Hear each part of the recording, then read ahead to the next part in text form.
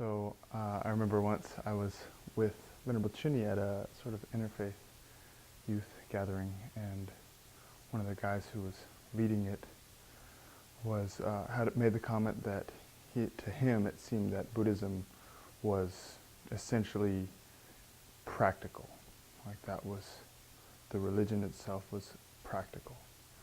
I thought that was a very good observation, and quite a compliment, I think, also. And I think actually the ideal is to be very practical, but sometimes in practice I think we're sentient beings, and I think the idea of faith, kind of blind faith without really looking at our minds, is appealing in some way. So we tend to sort of, sometimes the practicality goes to the wayside, and we start thinking, well, if I just get this, or if I just do this, or if somehow I just, do any of these specific practices, that by itself will then bring me to peace of mind and happiness.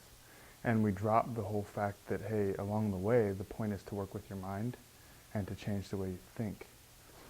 So, we do this with, I think often happens with like highest class Tantra yoga practices, and even with like very, basic mindfulness practice.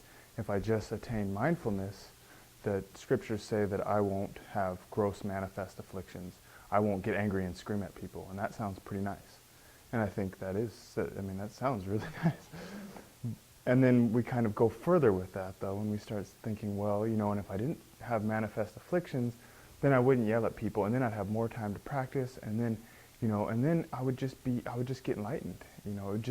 All these circumstances would just come, and suddenly I would attain, and it'd just be that easy if I could just get this one thing. And just kind of leave off the fact that the point is to change the way we think, which is the entire point. It's from the beginning to the end. There isn't anything in between that's going to skip over the changing the way we think. That is the whole point. Geshe Pelge mentioned that he saw a poster someplace at a gathering or something, and it had somebody meditating, and it said at the top, without renunciation, without realization, straight to enlightenment. And it's like, that's kind of how we want it sometimes, because it's so hard to deal with our own garbage. But that's not going to work.